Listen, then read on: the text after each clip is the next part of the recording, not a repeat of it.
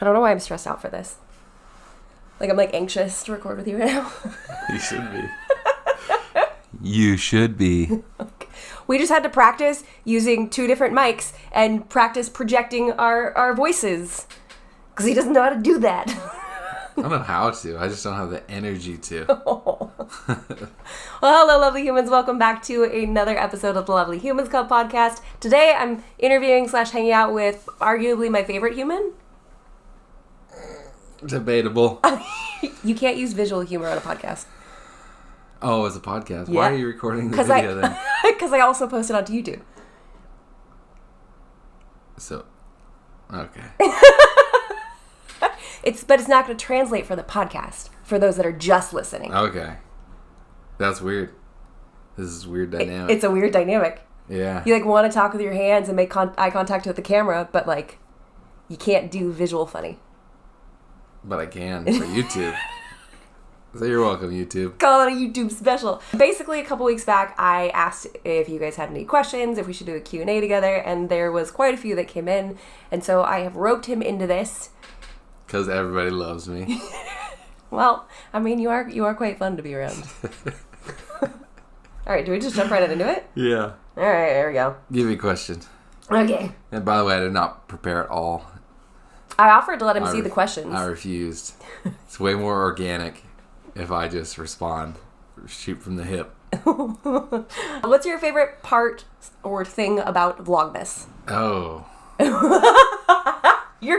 I should have prepared for that. No, I'd say just that we have to, it forces us to be more intentional with the kids. Yeah. To do things, to like, it's like, you know, there might be those days of where it's like, I'm wiped, I don't want to do anything. Mm-hmm. But because we have to, you know, whether it's just making cookies or just something simple, yeah, it forces us to do that with the kids and just go, like, it's job. Yeah. I can't, there's no option to not. Yeah, and I think there's an element of that because, I mean, of course we don't have to do it, but we choose to do something intentional every day. So we end up kind of creating these moments with the kids. And there have been plenty of times, especially over the last 2 Vlogmases, that we don't do the Vlogmas poll. And if anyone's listening and they're like, we don't know what you're talking about, Vlogmas is where we film every day of December up until Christmas Eve. And for years we did something called the Vlogmas poll, where the kids would pull out a little activity from an advent calendar or whatever. Sometimes it was a jar. And the last 2 years, I don't think we've done it consistently, just because it's really hard to keep up with. I think we started putting them in an advent calendar, mm-hmm. and so we could kind of look ahead and go, hey, tomorrow's going to be a busy day, or I'm going to go, hey, I'm working late. We got to plan this out. So instead of some big activity, we go, hey, tomorrow we got to do something simple. Let's just make pre-baked cookies or pre-made frozen cookies. I don't know. You know what I mean. Easier tasks. You know the thing. Easier tasks. But it does really kind of push us together. Yeah. But we still choose to do it. So I guess we're not just a little added motivation to be a good parent. Because there's a camera pointed at it. Someone asked, how's the new job? Oh, it's good. Yeah. It's good. I'm really enjoying working for the company and the people I'm working with. Yeah, very, very blessed to be doing this and to be able to work, so close to home, mm-hmm. because they open an office right here in neighboring city for me.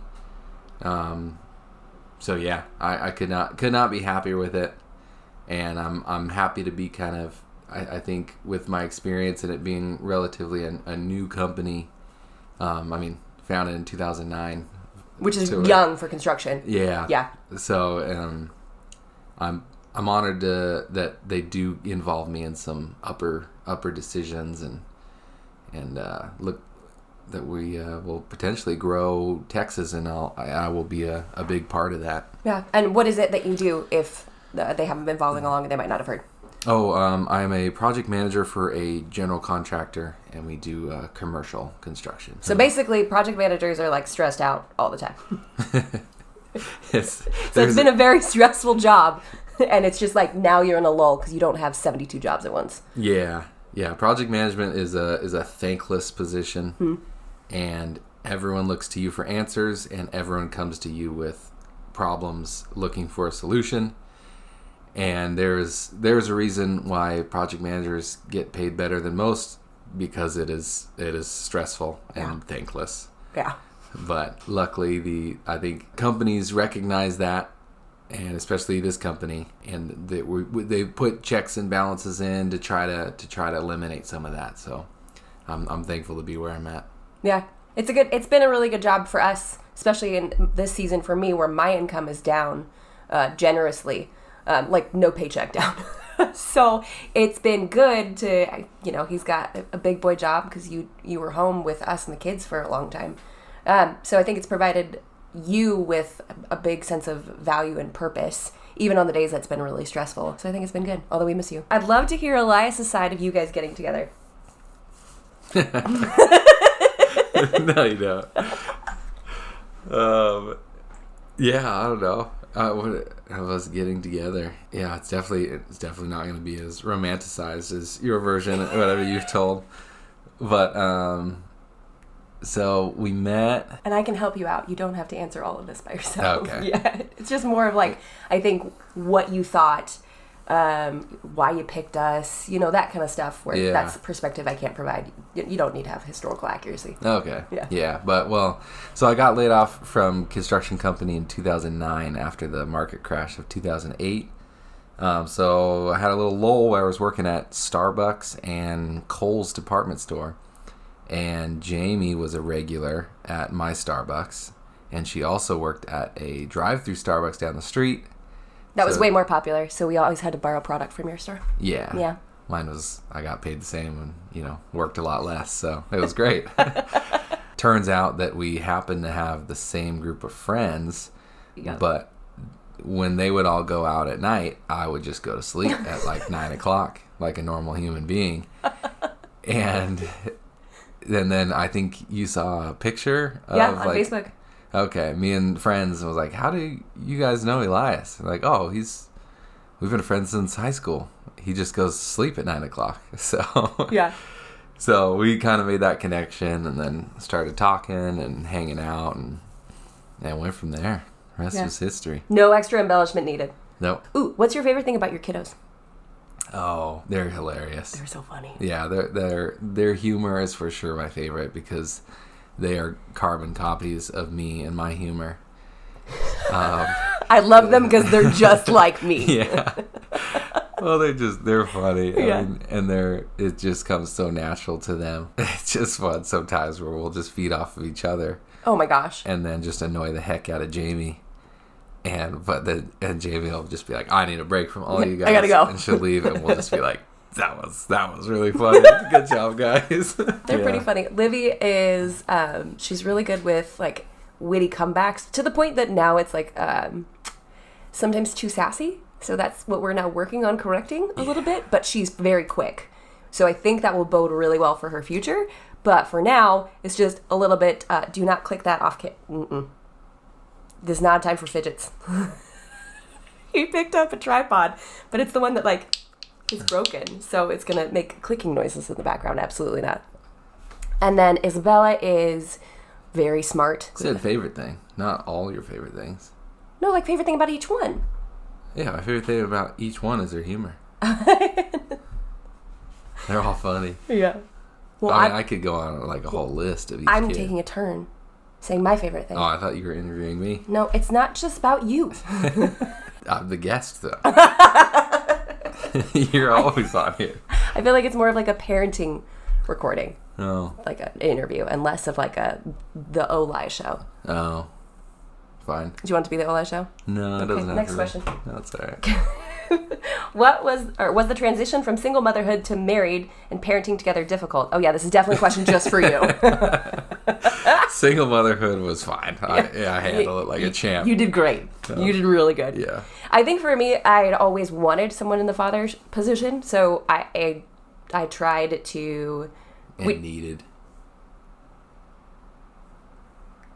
I was doing fine. We were doing great. But I will say, of course, I think that children need a father figure in their life. But I think the transition, wasn't really rocky or difficult at first. We've run into a couple things where this happens with any parenting though, where we disagree on maybe what the punishment should be or the next course of action. So I didn't really experience any issues entering into like being in a marriage with you and parenting with you. It just felt natural. Yeah, I think with kind of the same foundational beliefs, it makes it easy. Yeah. Is just naturally aligned. Yeah, we want respectful children. We want kind children. We love having hilarious children. We want them to be raised understanding our faith. And hopefully they choose to walk in it as they grow older. We have the same financial values. I mean, honestly, for a lot of this, we haven't really run into anything that felt like, oh, you want to do it this way? Oh, you want to do it that way? They've been more minor. Yeah, just like the amount of animals we have. Just a little like, I'd like less, and I'd like all the animals. To be fair, I've asked for every single animal that's on this property. Yeah. And you said yes. Yeah. Because every husband out there knows that's not a yes or no question. That's a yes question. That's a sure. On the podcast, you said he introduced himself as Eli for simplicity. Does he still do that? Yes. Yes. Yeah. Well, it depends on how noisy the room is. I usually introduce myself as Elias, and then as soon as I get the Elias, what was that? I go Eli. But Eli. My family calls you Eli. Like my dad refers to you only as Eli, and then all of your high school friends call you Eli. Yeah. Sean, AJ, like that whole crew, they call you Eli. Yeah, I never even thought about that. Mm-hmm. But your family all calls you Elias. My dad refers to you like Eli as Eli. My sister says Uncle Eli. Isn't that weird? Yeah. Yeah. Weird. So it's almost like just depends on where you're at in life. Yeah. And most of the guys on my job site call me Elias. Yeah. So that's because English is not their first language. Best part of being a family. How about favorite part about our family? Oh, okay. It's hard to put like one thing. I think we're really good at spending time together. Yeah. But I guess with that, it's like, my favorite part isn't the fact that we are good at spending time together. It's spending time together. Yeah, quality time is one of your love languages. Like, my response is we are really good at spending time together because, I mean, it's not, like, the kids, of course, they fight. But we're really good, we decide to watch a movie together. We're all in, when we went through the Marvel series with the girls, or when we have Harry Potter night, we're, like, moving the coffee table, we're throwing blankets on the floor. We're really good about spending intentional time together. And if we sat down at the dinner table, we don't really normally do that, but when we do, everyone just like goes all into the conversation, and no one is disconnected. No one is like, we don't have aloof teenagers or kids who think what we do is boring or lame, Yeah. So we're good at spending time together. We can make anything fun, special, or exciting, and they go all in. Yeah, and I think if our kids had their first choice of like hanging out with anybody, it would be with us. Yeah. Which I love. Yeah. No, we love our relationship with our kids. So I think that's my favorite part of being a family. How did he feel when you first started to crunchify your lives? Well, so I grew up crunchy. Yeah, he grew up way crunchier than I did. Yeah, very crunchy. I grew up, you can check it out on my YouTube that I completely abandoned. But there is a story on there, and a lot of my friends, I have a few vegan friends that love this story. I'll make it short as I can. But grew up in San Clemente and went down the street to a neighbor boy's birthday party, and they were serving hot dogs. And I remember seeing the hot dog when they handed it out, and I was like, that's weird. But I ate it anyway. And I went home, and I was like, I felt sick to my stomach. I was like, what the heck? And I'm like, Mom, they served hot dogs, but they weren't like normal hot dogs. They were weird. It was like this tube of meat. And she was like, oh, yeah, well, so our version of hot dogs are not actually hot dogs, what most people would call it. Mm-hmm. I'm like, what are you talking about? Well, what I grew up eating was a very gnarly whole wheat bun with a steamed carrot in it. That was our version of hot dogs. We grew up in a 2-bedroom house. I swear it was like 1,400 square feet in San Clemente, with chickens, goats, Angora rabbits. That his mom would get the fur from. Yep. And spin. I mean, we would pull the fur from the rabbits as kids, and we'd spin it on we'd wash it and use those paddles to brush all the mats out and spin it on a spinning wheel, and she would knit gloves and bonnets and blankets. I still have a blanket from when I was a kid. So you were born at home? Born at home birth, yeah. My oldest sister, Rachel, was the only kid that was not a home birth. Yeah. After her birth in a hospital, my parents swore to never go back. And so all three of the rest of us were all born at home. Yeah. But we were very crunchy. Yeah. So he grew up more crunchy than I did. And I had always been interested in it. And I don't know if I've touched on this or not, like what my crunchy journey looked like. But basically, my mom was healed by an iridologist, so a bit of a naturopath, if you will, when I was a freshman in high school. Like, they just couldn't figure out what was wrong with her. So that's when my mom started turning to, hey, let's look into herbs. Let's try doing these things. And she was never really big on throw Tylenol at everything that happened. And I, of course, am not quiet or shy about my love of Dr. Quinn Medicine Woman or Little House on the Prairie. So I'd always, idolized that lifestyle. So then to kind of be learning more about herbs and getting to the crunchiness of life, and then having a C-section and never wanting to do that again, and then meeting him and he's like, hey, no way, I also like to do and understand and love crunchy things. So it just felt pretty natural and organic. So it's, how did he feel? He felt great. It felt like going home. Yeah. Like we got this pasta that was like whole wheat adjacent. We got it from Azure, and I won't get it anymore. And he was like, hey, I like the texture of this. This reminds me of like growing up. And I'm like, it's awful. Yeah, we are not currently. We are pretty darn crunchy, and we are nowhere near as crunchy as I was as a kid. Yeah. So it's an improvement, overall life improvement. So what do you think? What are some things that you did or your mom did then that we don't do now that would make it extra crunchy? I mean, pulling fur off rabbits and knitting it into stuff. Yeah, we're not doing that. And then also just kind of like the severity of things. Yeah. Like the bread. I mean, just kind of like any bread we would buy was like chalk in your mouth because it's just the most unprocessed, whole wheat, gnarliest bread. Yeah. To where it's like, my mouth hurts because it's like not toasted. Not because it's too toasted or anything. Just was so dense. Yeah. And didn't you mill your own flour? Yeah, we milled our own flour. Which I want to do, but those mills are so expensive. Yeah. Yeah, no, I remember that. A fond memory of sitting on that miller just dumping in wheat berries. Yeah. So yeah, I'd have to probably sit and think about all of the levels of crunchy, but yeah. I mean, we were there. Just feel free to shout them out as we continue with the podcast in case something comes to mind. You could just Perfect. be like, oh yeah, we did this. You had pumpkins growing into the street, right? Yeah. I mean, when I say 2-bedroom house on San Clemente, tiny little house, but we utilized every single square inch of that. Yeah. I mean, we had turtles. We had, all these pets crammed in this tiny, suburban backyard. Yep. And so the front yard, right next to the driveway, made perfect sense to grow giant pumpkins that were, Ours one does. Yeah. In a small beach town. Yep. Yep. Yep. For Elias, what moment in your relationship has made you the most proud of Jamie? Serious answers only. I don't think I could put my finger on one instance that's the most proud. I'm proud to see how you've grown in business, homeschooling the kids and taking that on, and even down to you grabbing the weed whacker and me coming home and you just getting yard work done. Yeah. Just he got me my own weed whacker because his was too heavy.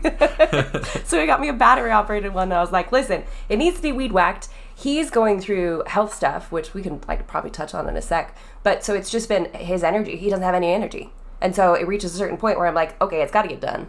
So yeah, good. Well, I'm glad that makes you proud of me for using weed whacker like a big girl. Yeah, that was the third one I listened. I know. No, I've been learning. I've been taking a lot of business knocks recently, so we're learning a couple things what feels like the hard way. Yeah. Yeah.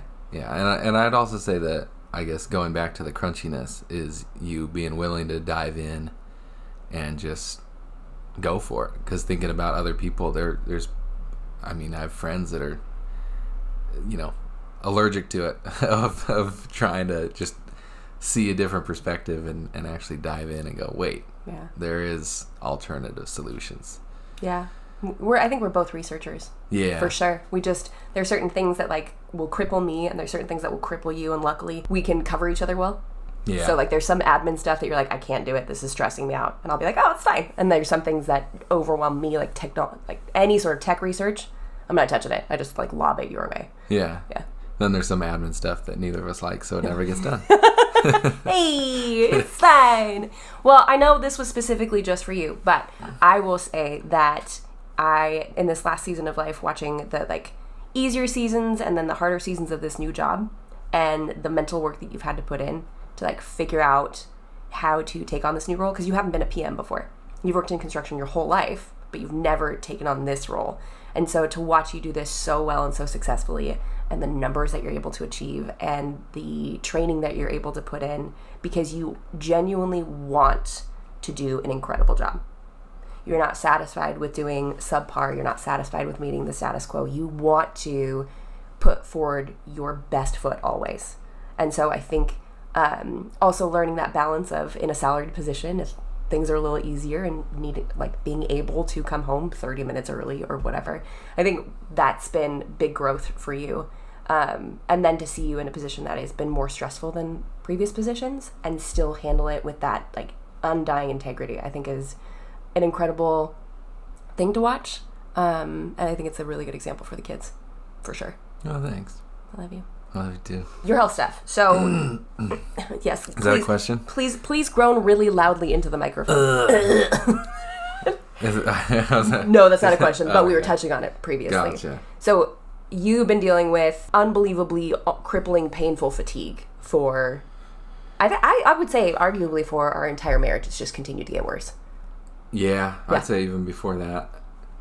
I'd argue that this, whatever's going on with me, started in my teenage years, and it was just either diagnosed as or misdiagnosed as ADD. Yeah. So as a preteen, parents, after they got out of their crunchy phase, put me on Concerta, which is like Ritalin, just a different type, but so it was on and off that for my childhood. So I functioned fine being on that, but as the older I got, I had to get higher and higher dosages. Realistically, it's doctor prescribed speed. Yeah. It's legal speed is what it is. And so I think my body probably got used to it. So that's why I had to keep upping my dosage to where I was on an insane amount of Concerta, to where doctor had to actually write a letter to the insurance company when I was younger explaining, hey, this isn't a mistake. These are two separate prescriptions for the same person. Yeah. It got to the point where early on in our marriage, you had to take an afternoon dose to get through the rest of the day. Yeah. Yeah. So I was on twice like the recommended dosage or the maximum dosage. Mm-hmm. And then I would take an additional like booster at the end of the day just to like make it home kind of thing. So I always kind of struggled with this. And then a little later on in life, as I switched insurances, and they were like, hey, well, have you tried this instead of this one? Because we don't want to cover Concerta. So I tried a couple other ones, and I'm like, no, Concerta is the only one that seems to work.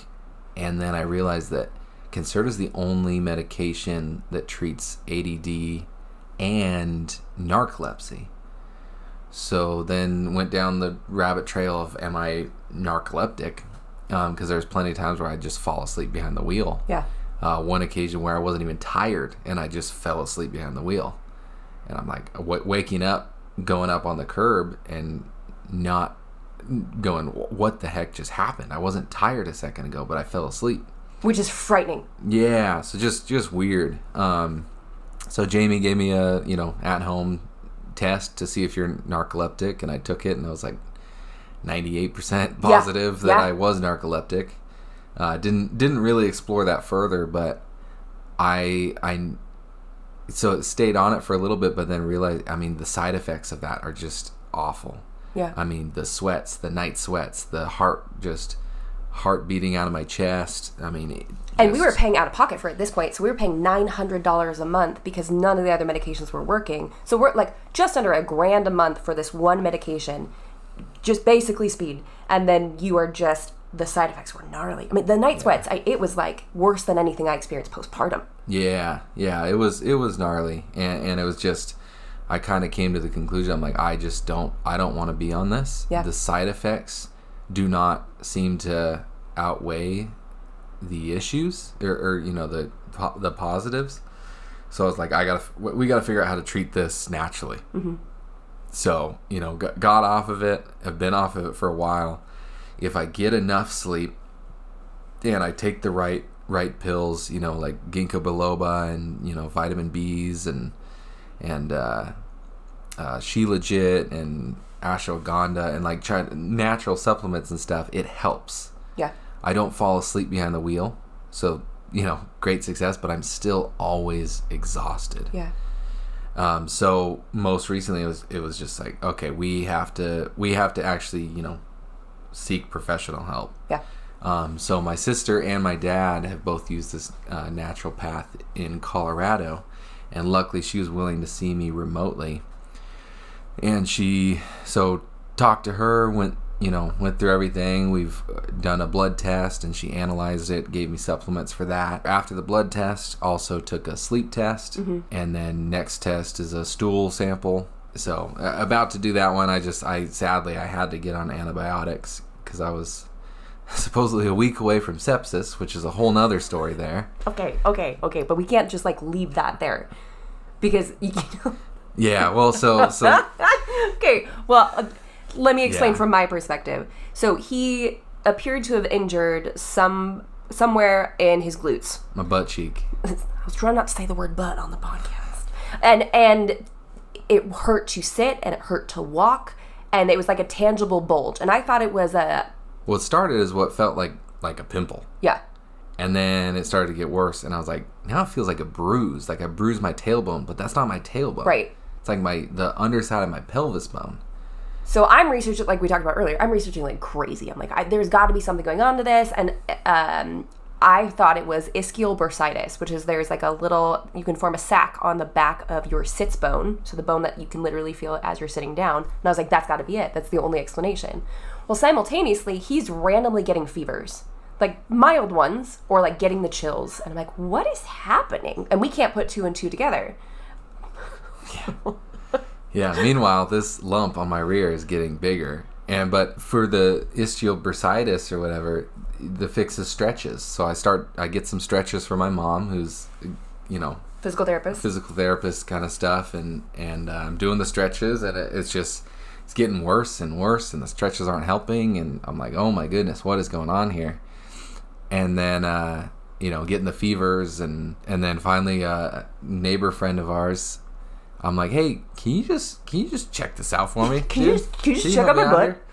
I hate going to doctors. Okay, well, you should also explain, it's not just a random neighbor. Oh, yeah. Did I say random? You didn't say what his role is. Oh, well, he's so neighbors. Yeah, I guess. Sorry, I didn't say. Just a neighbor. Hey, dude. Can you check out my butt? I think you're a mechanic, but can you come check my butt cheek? Yeah, so sorry. Neighbor is a PA, physician's assistant. Just great guy. And I was like, I don't want to go to the doctor. Can you just look at this? And they're crunchy like us too. Yeah. So we felt safe going to ask. Yeah, so he checks it out and he's like, yeah, so you've got an abscess. And I'm like, oh, what does that mean? He's like a big lump that developed from probably like a skin infection. I'm like, how the heck did I get a skin infection? No external indication at all whatsoever. Yeah, and he's like, could have been a pimple or ingrown hair. I'm like, no, didn't have those. And he's like, or it could just be totally freak accident. In his words, in the top 3 largest cysts that he's ever seen. Yeah. Yeah, so I had to get that drained. Then I had an open wound on my booty cheek for like a week because we had to leave it open so it could still drain. Yeah. But he said that if I waited another week, it would have been sepsis. And he's like, wait, you're getting fevers? I'm like, yeah. He's like, yeah, okay. Yeah, you're a week away from sepsis. I'm like, oh. What's that? And he goes, organ trail level death. And I'm like, okay. So here we are, trying our best to just be crunchy and do stretches. I mean, we're doing hot compresses. We're like trying to figure out all these different things. He's taking anti-inflammatories, and it's an inverted butt pimple that almost killed him. Yeah. I would have died just like Hagrid. Oh, that's too soon. So, as we were saying with that part of the journey. Yeah, so anyway, so I had to get on antibiotics for that. Yeah, so you can't do the stool sample. Yeah, can't do the stool sample for a couple weeks after that. And this is still pretty fresh, so I'm still in that waiting period. I think this Friday I can actually do it. Yeah. But anyway, so with the tests, I mean, I find out I have sleep apnea. I'm stopping breathing for like 44 times an hour. On average. Got a CPAP coming in the mail, and then with the blood tests finding out I've got inflammation, and the big one's low testosterone. And I mean, I guess the chart isn't perfect, but even with me taking 8 capsules of beef liver every single day, I'm still at 225, whatever the rating is, 225, equivalent to like an 85-year-old man. Yeah. So, and what's interesting is your ferritin levels are fine. So it's not like your body's level of, like, it's using the iron from the beef liver. But for some reason, your testosterone levels are unbelievably low. Yeah. So, trying to figure that out, but I guess that's cause of the sleep, lack of, just exhaustion and we didn't realize low testosterone could impact energy. Yeah. No clue. And it was the same neighbor, actually, that we were speaking with, and going over the numbers with him, because obviously this is what he does, and he's really, really wise when it comes to this stuff. And he's like, oh, yeah, man, that's going to explain why you don't have a lot of energy, is you have low T. Like, what? No, that's just like a hormone. No, it plays such a huge role in how your body operates. So between sleeping terribly with sleep apnea and then having low T, it's just like a recipe for no energy all the time. Yeah. So we're doing our best to correct it. So the next steps would be obviously getting the CPAP. And then right now he's on DHEA. I'm only saying this because there's been quite a few listeners that are like, hey, we're on a fertility journey as well. Yeah, so I'm currently on 2 things not prescribed, but recommended by the naturopath. And that's, the first one is just a male libido, which is just an herbal supplement. And then in addition to that, it's DHEA, which is still considered a supplement, and it's a natural supplement. It encourages the body to produce testosterone. It doesn't replace it. So if you're taking testosterone or anything like that, your body can stop producing it. So it actually ends up hurting you in the long run. Like synthetic testosterone. Yeah. Synthetic stuff. So this encourages your body to produce its own naturally. So we're going to try this for a couple weeks, and then if that doesn't work, the next step, I guess, would be, in my research, starting soft and as natural as we can, working up. The next step might be something called Clomid, which is really it's a very common fertility drug for women specifically. It is an actual pharmaceutical drug. Correct. That requires a prescription and everything. And it comes with side effects, which is not great, but not ideal that we have to go that route. But honestly, at this point, like, I need to fix this. Right. I mean, when the alternative is falling asleep at the wheel. Yeah. When the alternative is, and he's sleeping 10 plus hours a night. So it's not like he's not getting enough rest. If he gets less than 10, he visibly is having a harder day. If he stays up too late, his eyes will become bloodshot. Like, I can just tell when he gets glassy-eyed and totally bloodshot. So the steps that we've taken are like natural supplements with beef liver. Does that help the low testosterone? Nope, not doing it.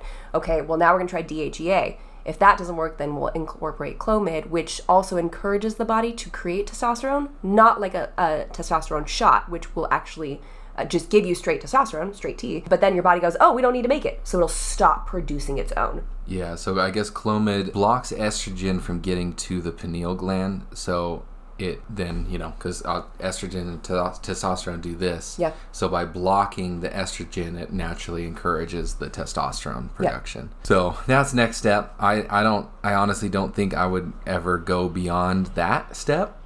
I know there's one other one that's kind of along the same lines that I haven't done enough research into, but it's like HCG. Still not testosterone, but that's another one that encourages your body to produce it. But that's what naturally spikes in the body when you're pregnant. Oh, okay. Gotcha. So I guess that one's actually used a lot for people who are on synthetic testosterone to like cycle off of it. Oh, interesting. Is at the end when you start getting off of testosterone, you use HCG to encourage your body to start producing it again because it hasn't needed to for so long. Fascinating. Hopefully it doesn't have to escalate much beyond that. I'm just like, if I don't even have the energy to like do push-ups on the ground, but I'm like, if I can just jumpstart myself enough to find the motivation to work out to then help my body produce that naturally, that would be huge. Yeah, because I said this I think on a podcast before, but like you just can't be crunchy in a crisis. Yeah. Like there was a time when he was out of town and I forget what happened. Probably like one of the times the dishwasher broke or the sink clogged up or something. And I ran out of something and my mom was going to bring me dishwasher detergent. And I told her the brand that we got because she asked. She's like, hey, I can't find it anywhere. And I went, you know what, just get whatever. You can't be crunchy in a crisis. And I said it offhandedly and then I kind of laughed about it. But the more I think about it, like it's a very true statement. And that's something that we are not going to make our kids suffer through things when it gets to a certain point. We're not going to make him suffer through, obviously, having low testosterone. If we need to bring in pharmaceuticals, we are absolutely going to do that. We feel like that would be the next prudent decision. So we don't just need to cling to being crunchy just because we like the title. We feel like there's a lot of crunchy alternatives that can suit us and help us, but we're not going to be foolish enough to not use something when the alternative is, you possibly falling asleep at the wheel and then no longer being around. Yeah. Yeah. And like the whole almost sepsis thing. It's like we tried the poultices and, we were treating the wrong thing, but to the point where it's like, no, you need antibiotics. Yeah. And which, not a normal thing. I think that's probably the second time in my life I've been on them. Mm-hmm. And then the same with, I think, of Silas. The poor kid started with one ear infection, miserable, then developed a second ear infection. And we're like, we got to take him in. We took him in, and then they're like, oh, and he has strep throat. Yep. And we're like, okay. And even the natural doctor goes, antibiotics. Right. We're not stupid. We're not ignorant when it comes to when we need to, seek something else. Yeah, exactly. Oh, all right. Well, to round it out nicely at the end here, what is your favorite part of being a father? There's not like, I can't even say like there's a favorite part of being a father. It's just like it's my whole it's my identity at this point. Yeah. It's like everything that I do is for them. It's not because I feel like I have to. It's because I want to. Yeah. And it's just like I just love spending time with them. They're just the best. They're funny. They're so kind. They're so loving. They're so helpful. They're hardworking. Silas needs a little bit of work with his chores, but he's still young. Yeah, we got time. Yeah. But they're just such a joy to be around. They really are. And I think that, not to brag, but we hear those compliments from a lot of parents and grandparents and all sorts of stuff of just how great our kids are. And I'm like, yeah, I agree. Yeah. That's why they're the best. Yeah. And I also think you were just made to be a dad. No. Okay. There's so much of this that you just absolutely love. When they get really silly, you laugh so hard at our kids all the time, and humor is very important to you. Like, humor is very core to who you are. Not just how you behave, but like who you are and what you want around you. You like funny things. And sometimes when you say something that's really funny and it gets me really good, you get this giddy look on your face and you're like, oh, I'm glad I can still make you laugh, babe. I still got it. But it's almost like, oh, shucks. Because my humor doesn't always land with Jamie. not all the time. It does with the kids. That's why they're great to be around, because they always laugh at my jokes. But whenever I get Jamie, it's like, oh, I'm still funny. Of course you're still funny. Still got it. It's the crass stuff that gets me. That's where I'm like, no. He's giggling. Oh, no, I thought you meant that's the stuff you laugh at. Not always. It's gotta land right. Yeah. But I'm also the type that doesn't really laugh out loud when like watching, I don't know, movies. I don't find myself laughing out loud a lot. Yeah, I don't think so. No. So it takes a lot to get a good guffaw. Yeah. You just go, I'm sure, a lot. I'm sure. I do not go. I'm quoting someone else when I say that. You have to clarify that it's not me just being like, I'm sure. No, I'm just going to leave it at that. Okay, fantastic. Oh, what qualities do you love most about one another? Well, it's kind of hard to say because it goes on the same lines of our kids. It's just, there's not like one thing that I love about you. You're the whole package. Oh. I love your humor. I love how kind you are. I love that you serve me and the kids first, and you do want to make sure that we're fed and happy and everyone's taken care of. And when you're hosting, you want it to be an experience for the guests. I do. Yeah. I really do. Yeah, which I mean, and I think you've brought the best out of me and got me out of being more of a hermit. And maybe some of the bad has rubbed off on me because now you never leave the house. Half the time my car doesn't work anyways. We could drive together. I know. But yeah, I think I love how you've balanced me. And I think that's actually, I could say that in reverse, because especially with, having boundaries and saying no and standing up for myself, and, as an Enneagram 3, I'm a huge people pleaser. So to watch you as a 1 just be like, no, don't do it. Like, wow, that's an option. I'm allowed to do that. So I think we've shored each other up in really, really beautiful ways where it's gotten me to be better with boundaries. I talk about boundaries on like the Wedding Planner podcast often, but I didn't have good boundaries in the beginning of my business. But because I was speaking it out loud to you, you were actually really formidable in me learning that like you don't have to say yes to everything. You can say no. So I think we complement each other really well in that way. Agreed. I love you. I love you too. Thank you for being here. My pleasure. Are you dying because it's so hot in here? It's a little warm. It's a little warm. Yeah. I can't run the AC in the office while we're in here. Take my shirt off. Oh, subtle merch shout out. Wait, we're both wearing merch. Hey. Merch link in bio. Or wherever I have it linked. Wherever you're listening or watching, it's linked. And this is my favorite shirt. I'm wearing the what's the name of this one? For the listeners. Oh, then it's the death head. Death head moth shirt. It's my favorite insect in the world. Yep. It's so cool. Okay, that's it. That's all we have for today. If you guys haven't done so already, jump on down to wherever you're listening, give it a 5-star review, because I forced this guy to come on with me, and I think you deserve a 5-star. Yeah. Yeah. 10 stars. 10 stars. Create a second account and rate it again, just for me. Write that down. Yep. And until next time, bye guys. Adios, muchachos. What? Goodbye.